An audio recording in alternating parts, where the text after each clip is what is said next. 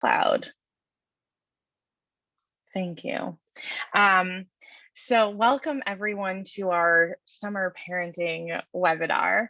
I have a PowerPoint to share with you in just a moment, but I was hoping that if you could either drop in the chat or unmute yourself and share what you brought to drink, or if you brought a snack, or your favorite activity to do once everyone else in your house is asleep. That's a lot of options, but you're welcome to unmute yourself and share. You are welcome to use the chat function as well. This was my religious school Zoom, and so I hope that the chat function is actually enabled. I could have checked that. I'm happy to introduce first. I'm Erin, and let's see, what am I drinking? It's a peanut butter milk stout that my husband got at Whole Foods.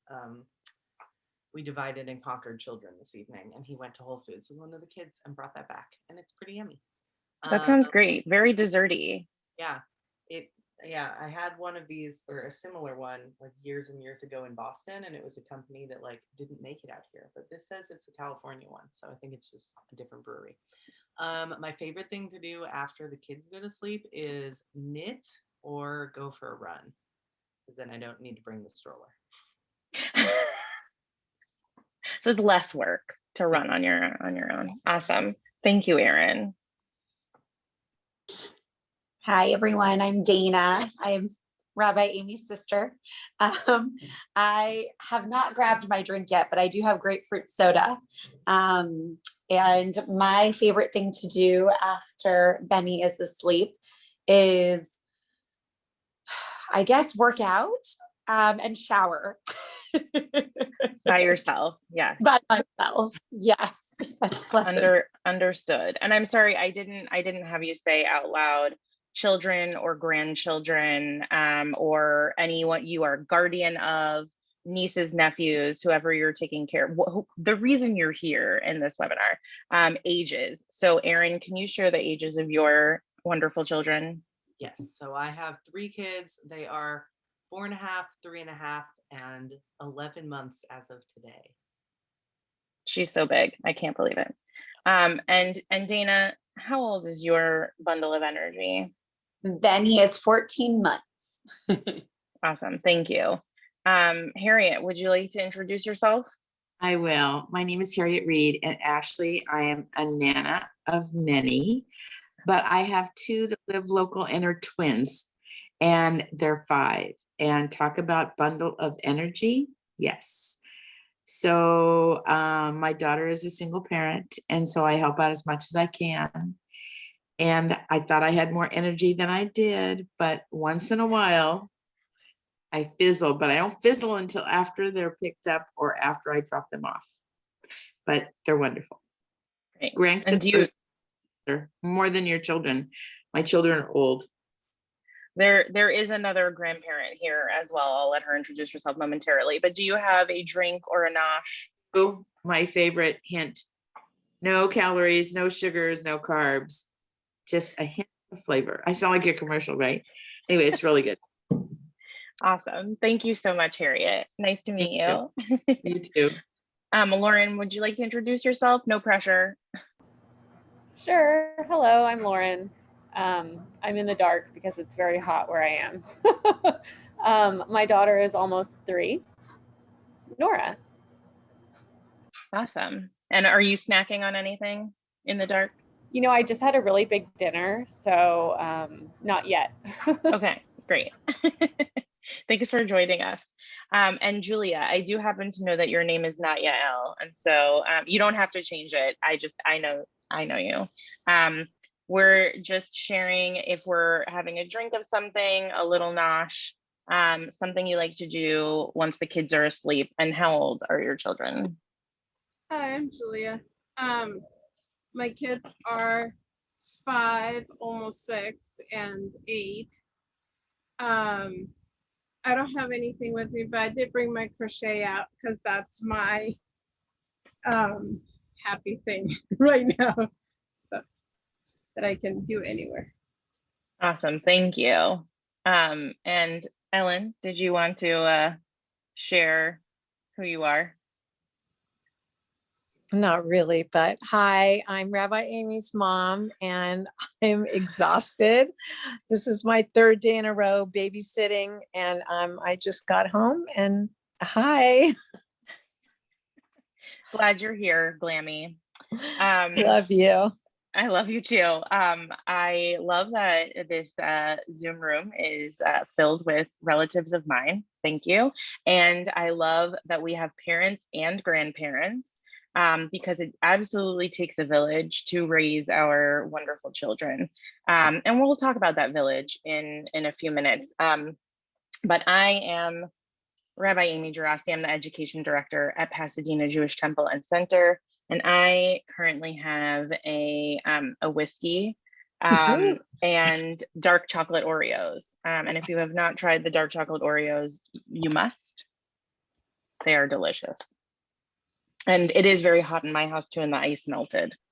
So it's like a watery whiskey, which is kind of womp womp, but it's okay. I'm going to be talking a majority of the time. All right, folks. So I'm going to share my screen with you. I have a scintillating PowerPoint that will help give us some structure for our discussion. And you'll see I'm a big fan of structure, and that's going to come into play here. I'm going to play here. All right. So welcome to your summer parenting game plan. And you may notice I did write the words good enough, small, but visible. So you can see that this is not perfect nor foolproof, as you probably know already about parenting and grandparenting. That there are always things that keep us on our toes, things that surprise us, things that make us want to hide under a couch. So the plan is just to be good enough. And I say that up front because I want to make sure that we have the permission to feel like we are good enough.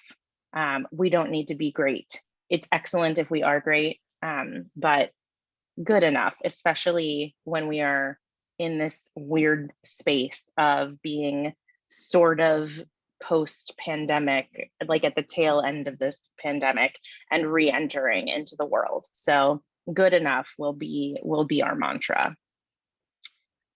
And why am I an expert? You can see from my photos that I'm clearly a parenting expert. These are my two children who have taught me everything I know about parenting. While I'm not an expert in my own children, I am an expert in other people's children. I've been working with kids for as long as I can remember, but professionally since I was in college and teaching religious school, and as a youth group advisor and a preschool teacher.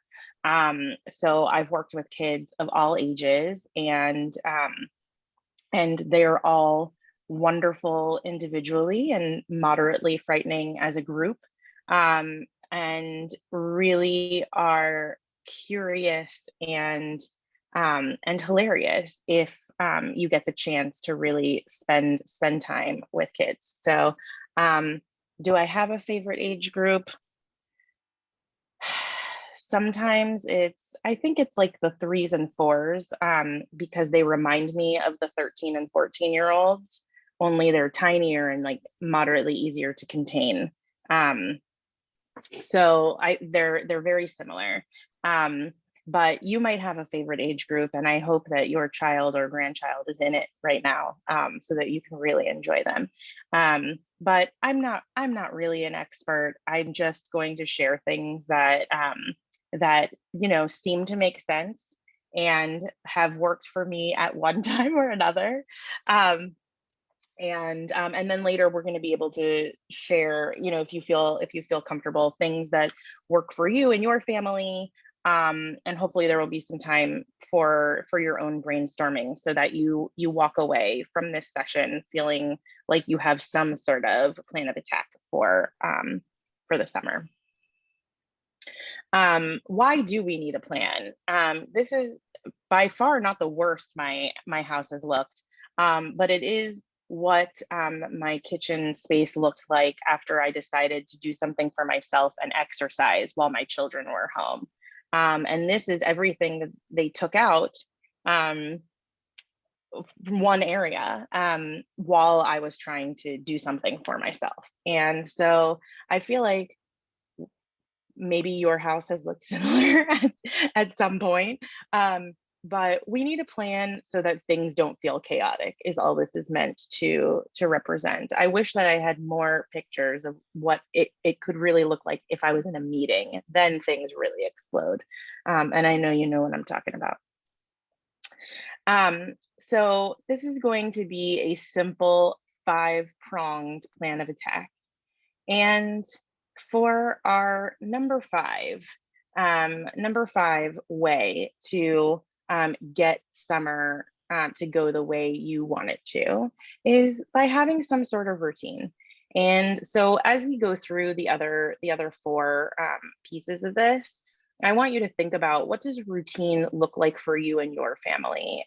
It really is different for everyone. Some of us have early risers. Some of us have kids who like to sleep very late. That's not in my house. But I don't know what that's like. Please tell me if you do know what that's like.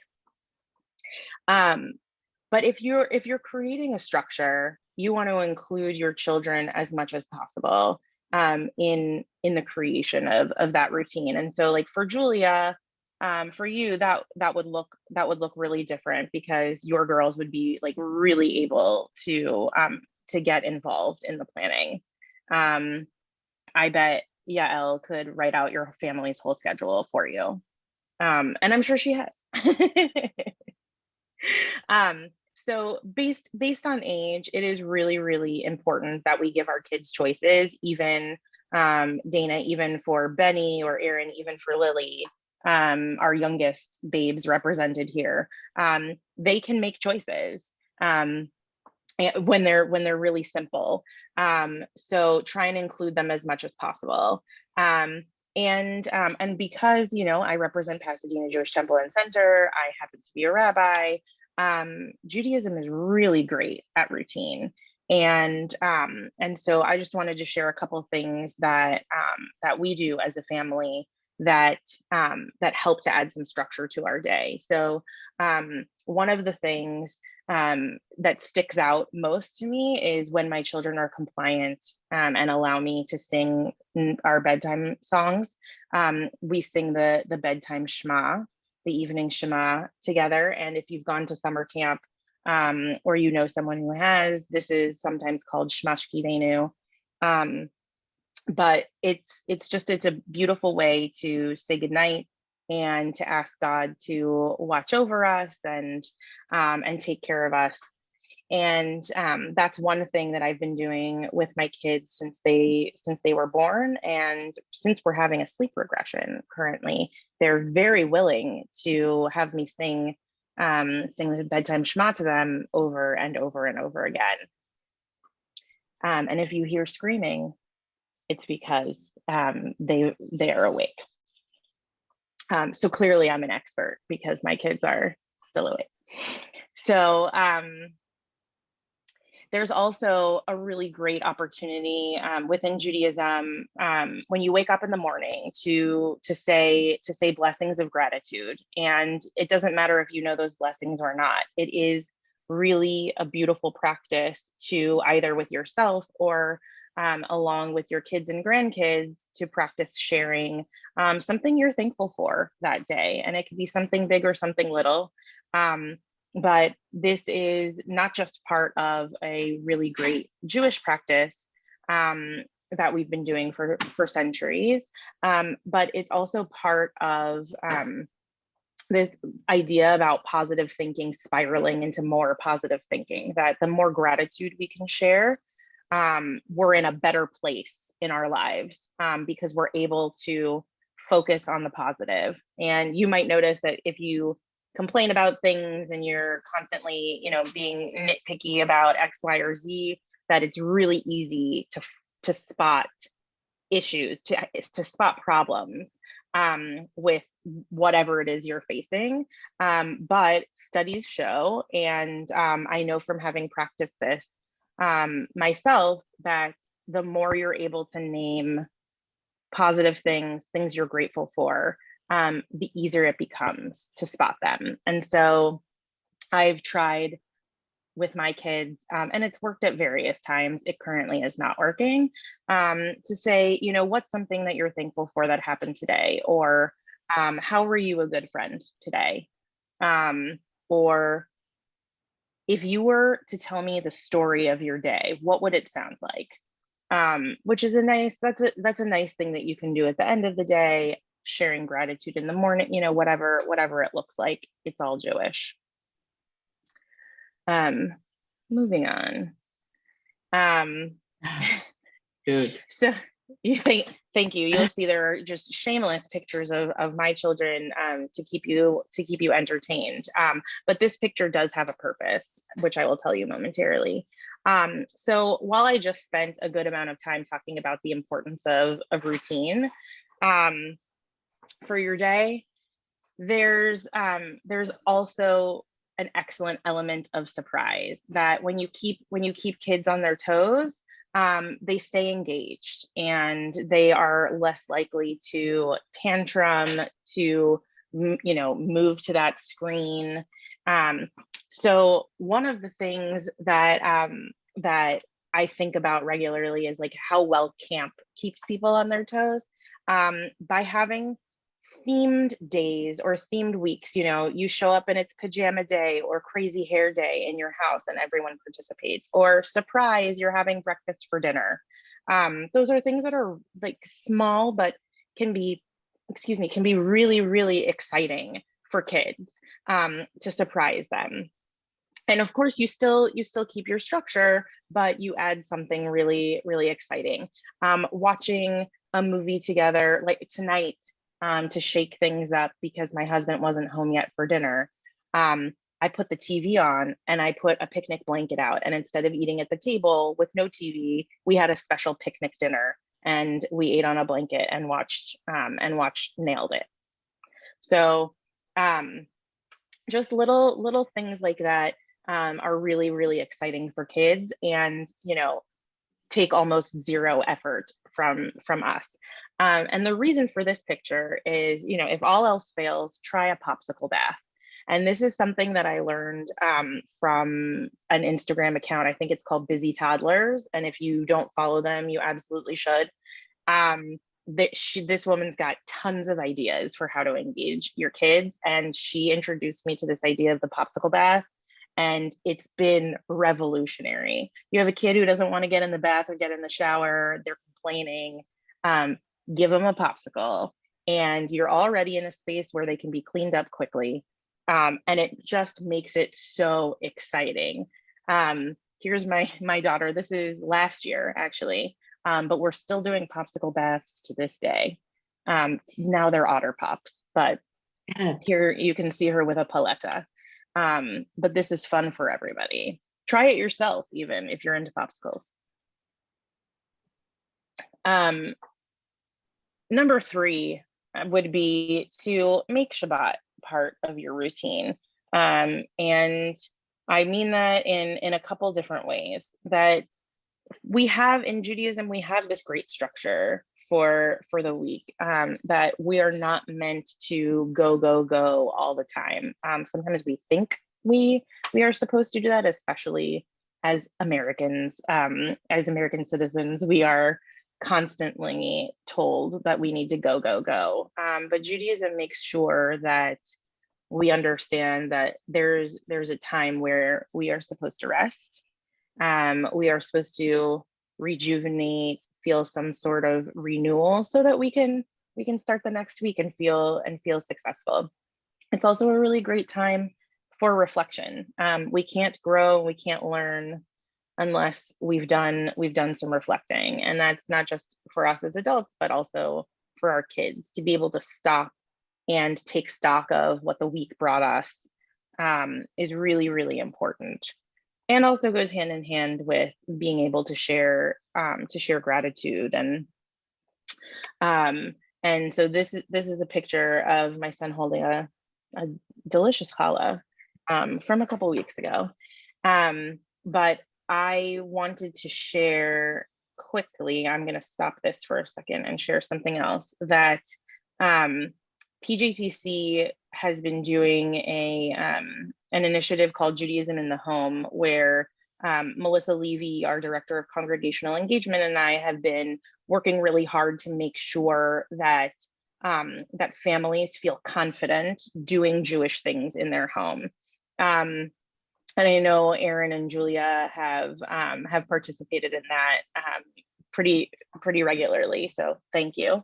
But this summer we're doing a Shabbat focus for the entire summer, and Melissa and I created a roadmap where we've put different Shabbat topics and how to engage in these topics based on the amount of time that you have available for you. And just so you can see it, and I'm happy to put this link in the chat so that you have access to it if that's interesting to you, that if you have never said the Shabbat blessings before, try it out, see how it goes. It only takes a couple minutes. If you have a ton of time, try making a challah. It's really relaxing and fun. If you find that in your family that screen time is really big, which is fine, but you want to practice minimizing screen time at least once a week, Shabbat is the perfect time to do that. And you can start really small, right? Where the whole family puts their electronics away. Or it might be that you just choose not to check your work email, or that your child or grandkid like can't use their iPad, whatever it is that sucks them in. You can try that out. Let me know how it goes. But we have just a ton of ways. It's a matrix here. There are discussion topics that we have. Practicing calling relatives to wish them a Shabbat Shalom is a really nice, easy thing to add to your week. So I'm going to stop sharing this, but I am going to copy the link and put it in the chat. If you are interested in saving this document, you are so welcome to do that. There you are. And then I'm going to start sharing my PowerPoint again. Okay. So Shabbat. All right. Number 2. See Dana, there he is. I asked for permission to share my nephew's picture. It's really important to know who your village is. I would not be able to do this evening without my village. I would not be able to do anything without my village. And some of us I feel very lucky that I live close to my village. For some people, it's not as simple, but if you don't have a village, creating one is really, really important. And these could be friends you meet at the park, friends from preschool. Harriet and Ellen, you are someone's village, and that's why you're here. So thank you for recognizing how important the notion of village is. But it's really, really easy to feel like the burden of the summer or life planning is on you.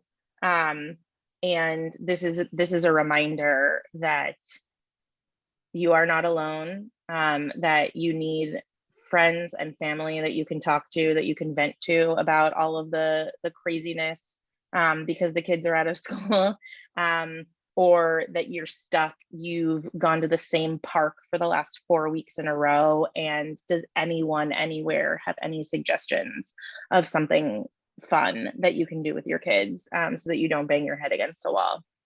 You are not in this alone. That's really, really important to remember. And you can see, look at these 2 buddies here. They're cousins. but they also do like to play with each other. And it's easier, you know, when you have a big group of people together. And fortunately, we're in a place now in the pandemic where it's starting to get easier to get together. And so if you have a pod, or if you're feeling comfortable being out in public, you know, in a safe way, do it. Build those relationships. Because I know I feel like really wild and unsocialized, and I'm sure that our kids and grandkids are feeling like really strange about re-entering the world. So the more opportunities that we can give them to normalize being around other people, you know, whatever that normal looks like now, I think the better off they're going to be. And lastly, take care of yourself. This is the number one. I'm the worst at this one, so this is as much a reminder for me as it is for all of you, that me time, you are no good to your children and grandchildren if you have not taken care of yourself.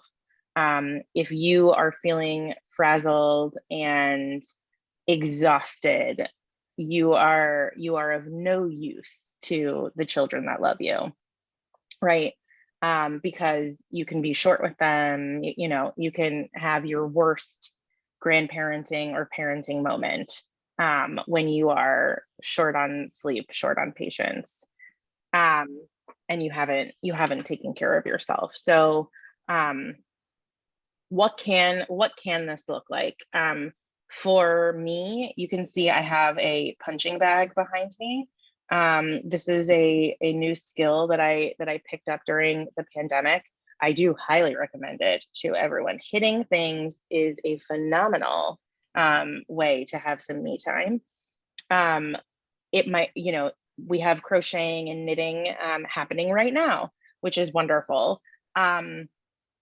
And some of us like to exercise. Some of it, like when my kids go to sleep, sometimes I just sit in the dark.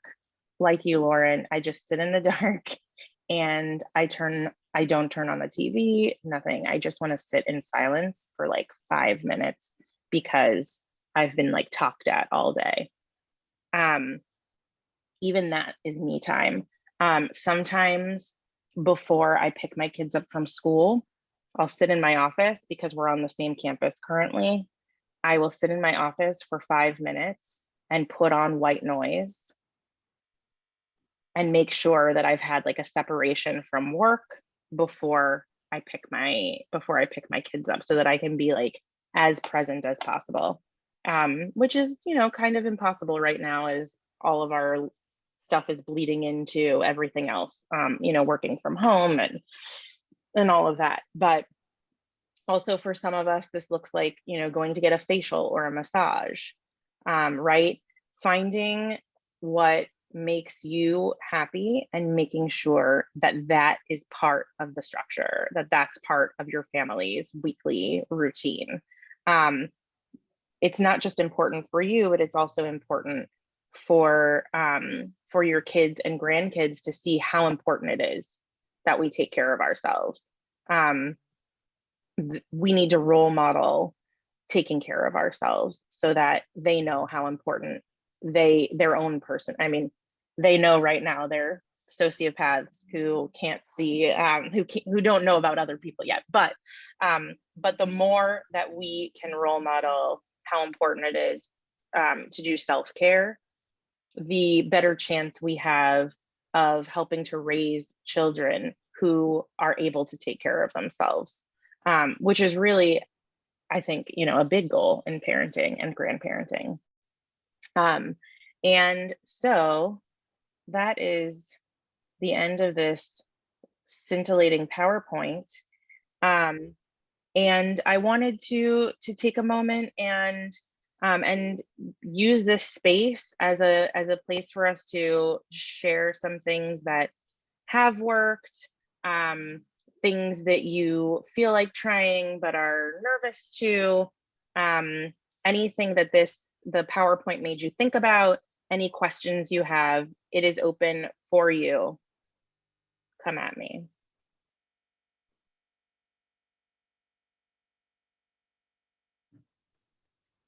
Rabbi Aimee, I'll speak. Yes, Harriet. All 5 kind of hit something in my heart, and I think they were wonderful. And the first one, which was your number 5, when you said singing, I'm doing for myself an adult B'nai Mitzvah class. And so there's things I have to learn and know and memorize. And because of short-term memory issues, it's hard for me. And so some of them I have on my phone, and so I play them. And so when the kids come over and I see they're like a little out of control, then I put the songs on and immediately they stop what they're doing and they listen. And one of the twins had them memorized like the 3rd time listening. And I thought, okay, if he can do it, I can do this. I can do this. So quite the incentive. And if I start to hum, all of a sudden words come out of their mouths. And it's so cute. I just get the biggest kick out of it. I really do. One thing that I've managed to do is I have this book beside my bed and try and remember to pull it out each day or each time they come.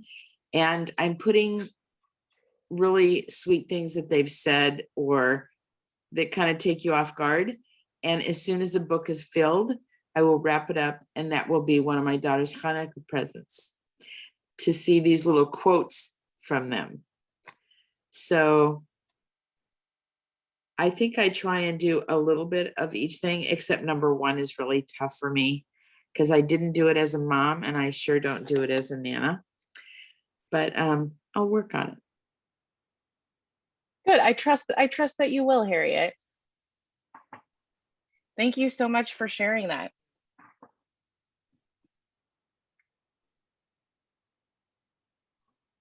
I can share a little bit. First of all, love seeing the pictures in there.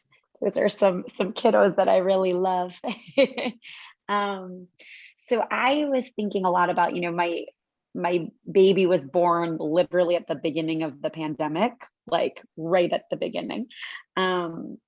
And so I'm so grateful, first of all, that we're in a place where we can comfortably start doing things and seeing people and having him actually experience things. It's just so weird to me. He's never been to a restaurant, which is actually probably a good thing. It's not enjoyable to take children to a restaurant. No, I'm just going to leave it at that. No.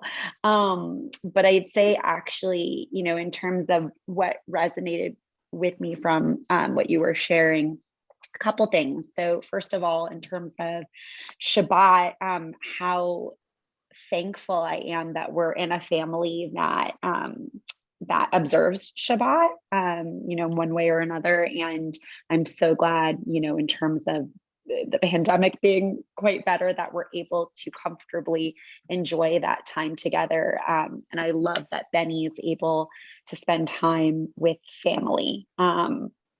And that's just such an important part of the week. And also the number 1 that we're all really, really bad at.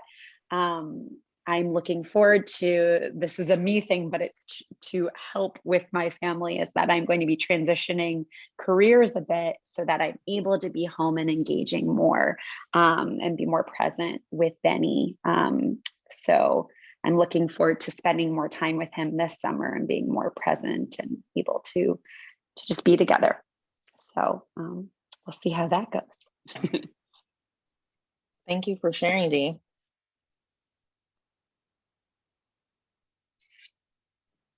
I've been thinking about routines, and I know for us, our routines aren't always perfect, but we wouldn't survive without them. But also with your number 4 about being keeping them on their toes, and I think also about being flexible. I'm sure everyone else can relate. I feel like I need to change up everything like every 2 months, because now they're different ages, and especially with all 3 of my kids being at different ages, they like just make these big jumps, and something that worked so smoothly a month ago now just doesn't work at all. And so just to remind me that like routines are great, but then being able to change the routine and adapt it to what's working now. And sometimes they're cyclical. They work for a while and then they don't, and then it works again. And yeah. Yeah.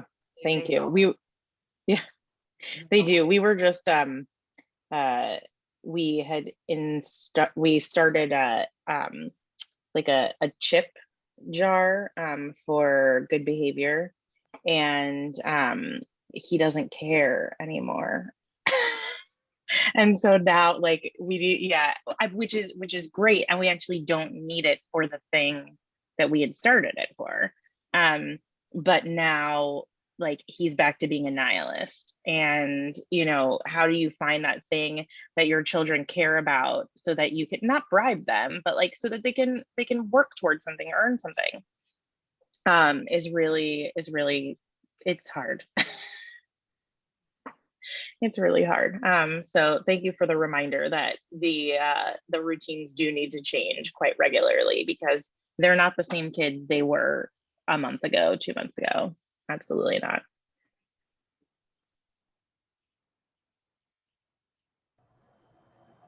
I'll share a little bit. I was laughing throughout your presentation, so thank you very much for that. I struggle with my daughter lately, just won't want to go in the bath. She just wants to do everything the opposite of what would be productive, of course. Walk home, runs the other way, all those things. So these were just good reminders of mixing it up. I also have thought about, I've been doing a lot of mindfulness and gratitude kind of journaling in the pandemic. And so her age is not too young. So I appreciate thinking about that, those types of exercises, even though they are very self-centered. They still have the capacity to think about others. And so I appreciated those ideas as well. Thank you. I actually I have on my desk here one thing, and at work, I didn't think about it, but at work another. So this is kindness cards for kids. And then at work, I have mindfulness cards for kids. And they're really, really great, user-friendly. You pick one. It's big work. I know you're looking like I was going to have you read it. This is about other people's space bubbles. Take a step or two back from someone so you won't pop their space bubble. Like, really easy things that kids of any age can do.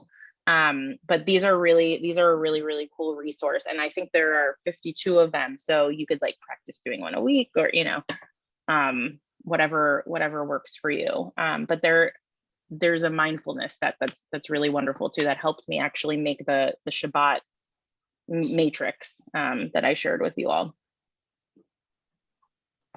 On that theme, I have a book recommendation. I almost yes. Recommendation.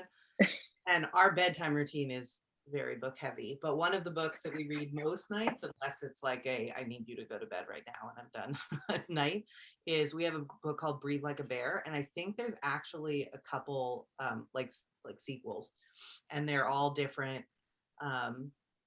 Like some are calming and some are energizing activities. I skip the energizing one because we usually do it right before bed. But it often helps them go to sleep. But also I found that they talk about them during the rest of the day too. They'll say, hey, do you want to breathe like a bear, or do you want to smell a flower? And I didn't really believe that was going to happen. And I've been impressed with how much my 4 and 3-year-old have actually learned from that book. So that's my book recommendation about mindfulness. Thanks for reminding me. I actually have that here, and I didn't think about using it for bed. That's really helpful. We do like one night, and then we just read through it. They love it. That's awesome. Yeah, I do. I like the there's a hot chocolate one where you. That's my favorite too. And then blow on it. I love that.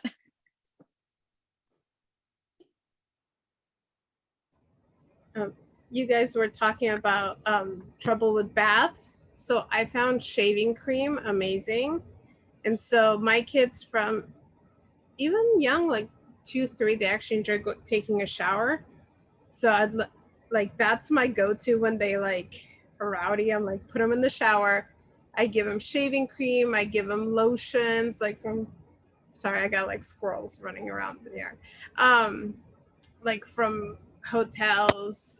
Paint is great, and like I let them just go wild, and then like Amy said, like they're already in the shower. I mean, so we rinse that down. We rinse the shower down.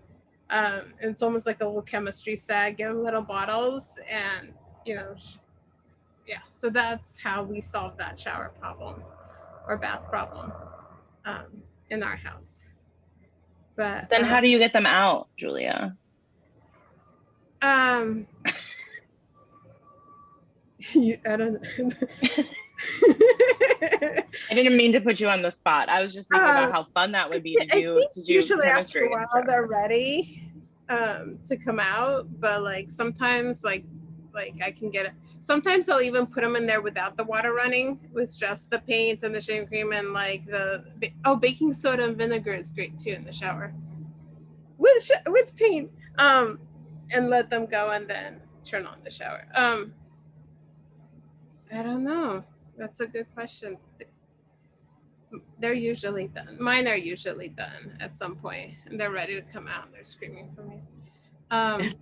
So I'm starting to run into this problem, especially with my 8-year-old, who I think is going on like teenage years now, where like she doesn't want to do. Like I'm like, we're gonna do this great activity, and she's like, no, mom, or like she'll try for a minute, like, nope, don't want to do it, and like, and you know, I can't just like pick her up and put her there. I mean.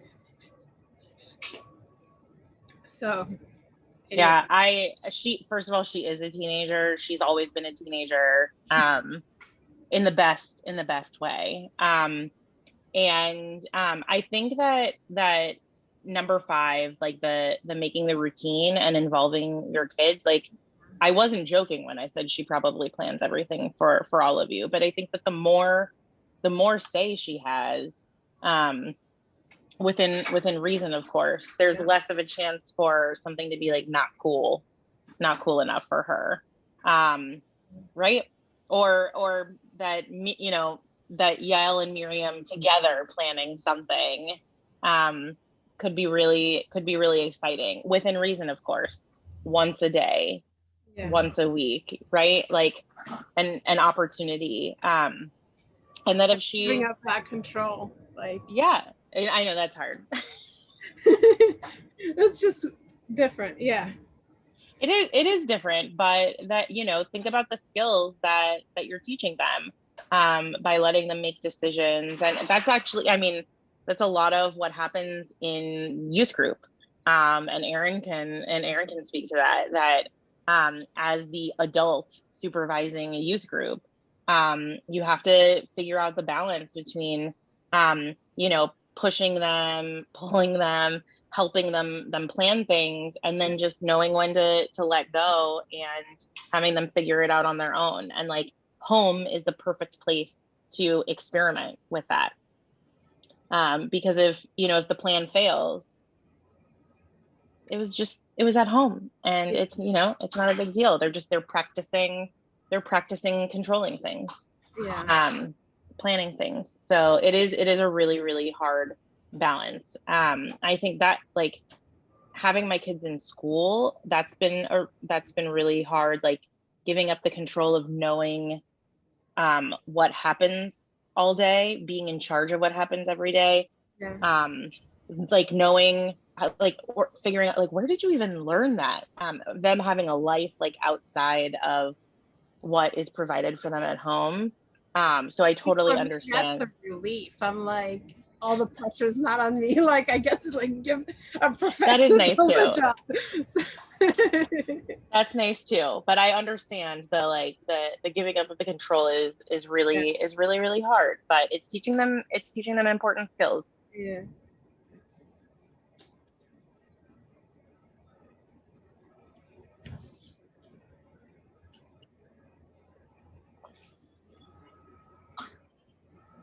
All right. Well, this is meant to be the beginning of a conversation. I'm dropping my email address in the chat.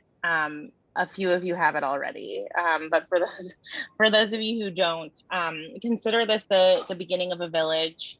You have access to our Shabbat roadmap for you to try out, and I'm here to help come up with ideas. Obviously, my area of expertise is Jewish ideas, to add to to add to your repertoire. But I also do regular things in my life too. I don't have a lot of time for it, but I do understand civilian life. So I'm happy to be a sounding board for you regarding any parenting, grandparenting, or any part of Jewish life. And I really appreciate you all being here, taking time out of your night. Julia, you have a question? Sorry, yes, if you don't mind, because you brought up that Jewish part, and I remembered something that I've been kind of struggling with.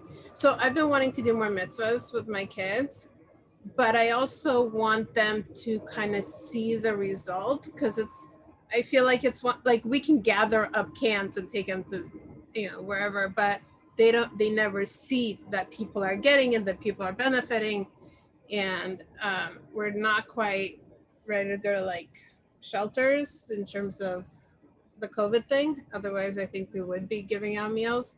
So do you have any ideas of what they could do where there's some kind of a feedback, like they see that they're actually helping? I think offhand, my sad answer is no. Because I think with kids, those opportunities are really, really, really hard. Mhm. I think the easiest place to get in there and see how you're helping is working at an animal shelter. And they're normally pretty good at working with kids, but obviously with guardians as well. You can never send littles by themselves, unfortunately. But I don't think that any of them are currently open right now. Maybe they are since it's past June 15th, but that's like the easiest place to be able to see the group that you're helping is an animal shelter. But you're right. Once things start to open up a little bit more, handing out meals somewhere, there are a million organizations that would be thrilled to have a family like yours helping, and you fostering those conversations at dinner time or bedtime, which is like the best time to have these important conversations. Mhm.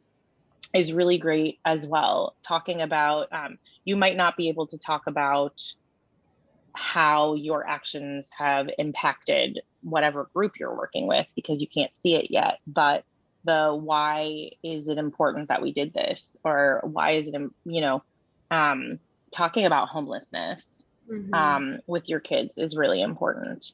And the Jewish Foundation, the Jewish imperative to take care of one another and to take care of the people in our community is really great, to give them the background. And then when you are finally able to go out and meet with people who are homeless, they have an idea of how to interact with people who are homeless, and why they are obligated to help.